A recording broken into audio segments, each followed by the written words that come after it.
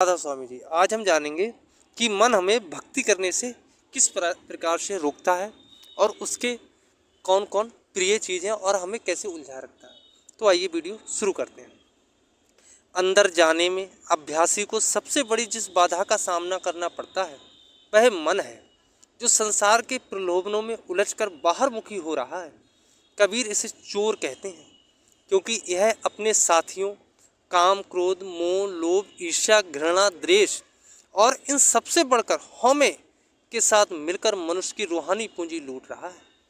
वह अनमोल मनुष्य जन्म को बाहर के अर्थहीन कार्यों में लगाकर बर्बाद कर रहा है। कहते हैं, 3 लोग चोरी भई, सबका धन कर हर लीन, और बिना शीश का चोर पड़ा न काहू छीन। संसार में कोई ऐसा विरोधी नहीं है जिसे मनुष्य ने बस में ना किया हो। उसने हाथी, घोड़े और शेरों को अपने अधीन किया है, राज्यों और देशों को जीता है, परंतु अपने मन को ना जीत पाया।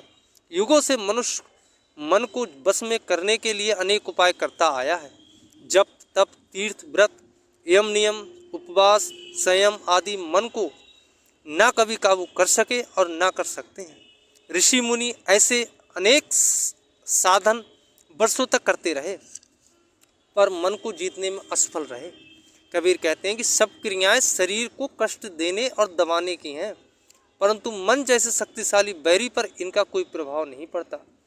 काया क्लेश, गुफाओं और जंगलों में रहना, हिमालय में शरीर को गलाना आदि कठिन साधनाएं कबीर के अनुसार बॉबी को पीटने के समान है। इससे मन रूपी सर्प पकड़ में नहीं आता। बाबी कूटे बाबरे, सांप न मारा जाए, और मूर्ख बाबी न डसे, सर्प सबन को खाए। वास्तव में मन की प्रेरणा से ही जीव तीर्थों, पहाड़ों, सरोवरों आदि की ओर दौड़ता है। मन ही उसे पूजा पाठ, दान, पुण्य, व्रत, उपवास आदि बाहरी क्रियाओं में उलझाता है, परंतु इन सब स्थानों में जाने और इन क्रियाओं को अपनाने पर भी मन स्थिर नहीं होता। कबीर के अनुसार मन के मारे बन गए, वन तज बस्ती माए, और कहे कबीर क्या कीजिए, यह मन ठहरे ना आए। कि मन चंचल है, यह एक क्षण के लिए भी स्थिर नहीं बैठता। मनुष्य अपने शरीर को किसी अंधेरी गुफा में बंद कर ले तो भी मन वहाँ नहीं ठहोगा। कबीर कहते हैं, कबीर मन मरकट भया, नेक न कहू ठहराए। मन अपने आप में निर्जीव है, वह अपनी ताकत आत्मा से लेता है। बिजली का बल्ब खुद रोशनी से रहित है, वह प्रकाश की सत्ता बिजली घर से प्राप्त करता है। मन और आत्मा का यह संबंध उस समय से चला आ रहा है जब आत्मा धुरधाम से उतरकर नीचे के कारण सूक्ष्म और स्थूल मंडलों में आई। जिस प्रकार मन आत्मा की सहायता से कार्य करता है, उसी प्रकार इस संसार में आकर आत्मा भी मन पर निर्भर हो गई है। इस स्थूल संसार में कार्य करने के लिए उसे मन का आसरा लेना पड़ता है। मन कोई साधारण चीज नहीं है, यह ब्रह्मा का अंश है। यह अत्यंत शक्तिशाली और समर्थ है। यह 5 तत्वों से बना है। जो व्यक्ति इसकी वृत्ति को अंतर्मुख करके उसे उन्मी अवस्था अथवा ब्रह्मा के मंडल में ले जाता है, उसे तीनों लोकों का ज्ञान हो जाता है। इस स्थूल संसार में आकर मन भी स्वतंत्र नहीं है। विषयों के चाव की वजह से यह इंद्रियों का गुलाम बन गया है। कबीर कहते हैं कि मन विषयों को नहीं छोड़ता और विषय मन को नहीं छोड़ते। दोनों ही जीव पर पूरी तरह छा गए हैं। कबीर मन नहीं छाड़ विषय, विषय न छाड़े मन को, इनको यह सुभाए पूरी लागे जुग जन को। काम, क्रोध आदि विकार मन के अंग हैं। मन इनके बस में होकर निरंतर अच्छे व बुरे कर्म करता है।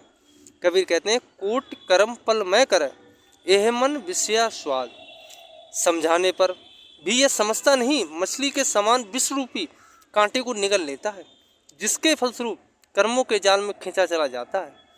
कर्मों का मन से संबंध है। अपनी इच्छा, अपनी तृष्णा, वासना की पूर्ति के लिए मन लगातार कर्म करता रहता है। अपने किए कर्मों के फल को भोगने के लिए इसे बार बार संसार में आना पड़ता है। इसकी तृष्णाएं और कर्म इसे ऊंची नीची योनियों में ले जाते हैं। मन के साथ बंधी होने के कारण आत्मा को भी बार बार इसके साथ आना पड़ता है। मन के साथ ही उसे भी विभिन्न योनियों में भटकना और दुख सहना पड़ता है। विषयों में उलझकर काम, क्रोध, लोभ, ईर्ष्या, देश आदि को अपना कर मन दुख उठाता है, परंतु उन्हें छोड़ता नहीं। वह खुद ही अपने कष्ट का कारण बना हुआ है, पर चेतता नहीं। बांस के वन में बांस के ही द्वारा आग लग जाती है। वंशा अपनी वंश कुल निकसे, आप ही आप दहेरे। कबीर कुछ उदाहरण देते हुए कहते हैं कि मन स्वयं ही भूल में उलझकर अपना नुकसान करता है। दर्पण से बने घर में पहुंचकर कुत्ता अपना ही प्रतिबिंब देखकर भौंक भौंक कर मर जाता है, और बंदर संकरे मुख के घड़े में रखे चने के दोनों दानों को निकालने के लिए हाथ डालता है और चने मुट्ठी में भर लेता है। उसका हाथ घड़े में फंस जाता है, पर चने बिखर न जाएं इसलिए मुट्ठी नहीं खोलता और पकड़ा जाता है। इसी प्रकार मन स्वयं ही मोह माया में उलझकर कर्म करता है और उनमें बंधा रहता है। पद के अंत में कबीर नलनी तथा अथवा चरखी पर लटके तोते का उदाहरण देते हुए कहते हैं कि तोते को किसी और ने तो नहीं पकड़ा, वह खुद ही चरखी को पकड़े है।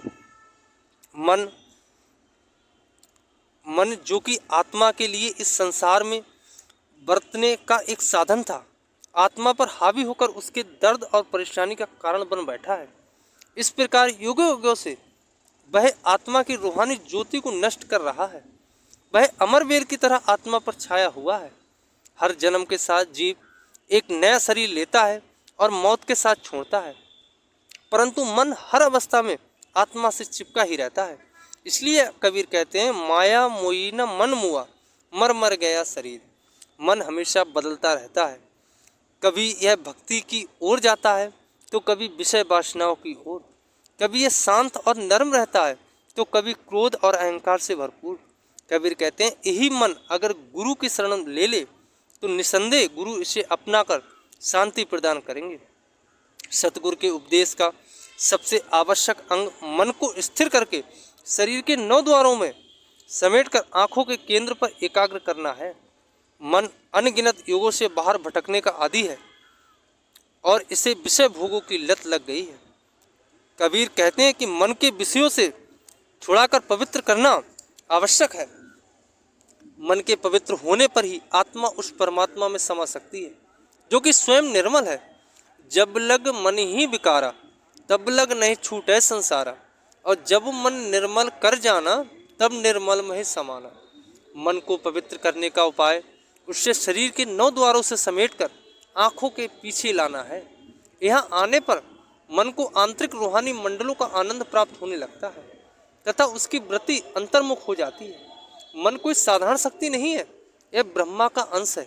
इसका असली घर त्रिकुटी अथवा ब्रह्म का देश है।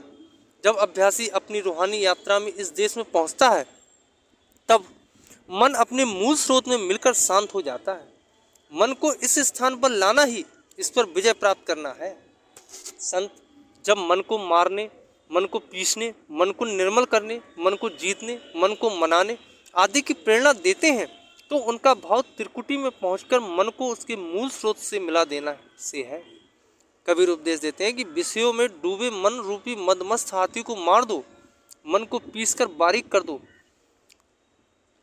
इसी भाव को वे और स्पष्ट करते हैं कि मन मारने का तात्पर्य है कि उसे बाहर से घेर कर अर्थात समेट कर शरीर के अंदर एकाग्र किया जाए।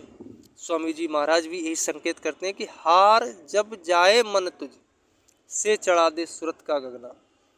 और गुरु अमरदास जी फरमाते हैं कि जब मन मान जाता है तब आत्मा रूपी ज्योति उस परम ज्योति में मिल जाती है और प्रभु के धाम में पहुंचकर शोभा पाती है। इस अवस्था का इशारा देते हुए कबीर कहते हैं कि जब अंतर में वह कमल प्रकट हो जाता है जहाँ ब्रह्मा का निवास है, तो मन रूपी भ्रमर वहाँ मुग्ध होकर रह जाता है। अर्थात जब अभ्यासी त्रिकुटी में है, जो ब्रह्मा का मंडल या देश है, पहुँच जाता है, तो मन उस स्थान में लीन हो जाता है। इसके बाद ही आत्मा मन के बंधन से छूटकर ऊपर के परम निर्मल चेतन मंडल में प्रवेश करती है।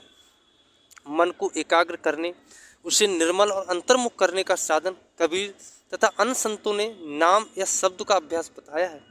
जैसे जैसे मन शब्द को सुनेगा, वैसे वैसे एक आंतरिक रस प्राप्त होगा और उस रस के अनुभव के बाद संसार के रस फीके लगने लगेंगे। कबीर समझाते हैं, एह रस छाणे ओह रस आवा, ओह रस पिया एह रस नहीं भावा।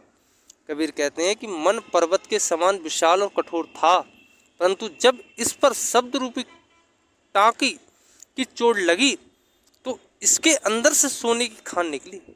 तू शब्द की खोज करके मन को बस में कर, यही मालिक से जुड़ने की सहज मार्ग है। जब मन आंतरिक मंडलों में शब्द की धुन में मग्न हो जाएगा तो यह अपनी भाग दौड़ छोड़कर शांत और अचल हो जाएगा। शब्द के द्वारा यह शून्य अर्थात ब्रह्मलोक में जाकर अपना मूल अवस्था को प्राप्त कर लेगा। कबीर मन पर बत हुआ अब मैं पाया जान, और टाँकी लागी शब्द की निकसी कंचन खान। कहते हैं संत दादू दयाल जी भी कहते हैं कि मन नाम के सिवाय और किसी उपाय से एकाग्र नहीं होता। दादू कोट जतन कर कर मुँह, एह मन चाहूँ दिस जाए, और राम नाहे रो क्या रहे, ना ही आन उपाय। इसी प्रकार गुरु नानक देव जी भी कहते हैं कि गुरु के शब्द के बिना मन स्थिर नहीं हो सकता। बिन गुर शब्दे मन नहीं ठहरा। और यह माया में मुग्ध मन शब्द के अभ्यास से छुटकारा पाता है। गुरु अमरदास जी के अनुसार शब्द में मरकर अर्थात शब्द में लीन होकर ही मन निर्मल होता है, और शब्द उसे लीन करना ही वह सच्ची पूजा है जो सार्थक या सफल होती है। स्वामी जी महाराज समझाते हैं कि करोड़ों यत्न करने पर भी मन वश में नहीं आता, परंतु शब्द की धुन को सुनकर यह संतुष्ट हो जाता है। कोट जतन से यह नहीं माने, धुन सुनकर मन समझाई, बिना शब्द है मन नहीं जागे, करो चाहे कोई अनेक विधान। कबीर कहते हैं कि एक बार अंदर स्थिर होने पर मन अपनी काग बुद्धि को त्याग कर रूहानी आनंद का अनुभव करता है। अब तो मन हंसा भया मोती चुंग चुंग खाए, मन अत्यंत सूक्ष्म होकर तीसरे तिल से अंतर में प्रवेश करने के योग्य हो जाता है। वह आंतरिक मंडलों के पवित्र आनंद का अनुभव करने के बाद उससे हटकर बाहर आना पसंद करता है। कबीर मनुआ तो अंतर बसा बहुतक छीना होए, अमर लोक सुच पाइया कबहू न न्यारा होए। आज के सत्संग की वीडियो यहाँ पर ही समाप्त होती है। सारे सत्संगी भाइयों से निवेदन है कि वीडियो अगर पसंद आई हो तो लाइक करें, चैनल को सब्सक्राइब करें और अधिक से अधिक वीडियो को शेयर करें। राधा स्वामी जी।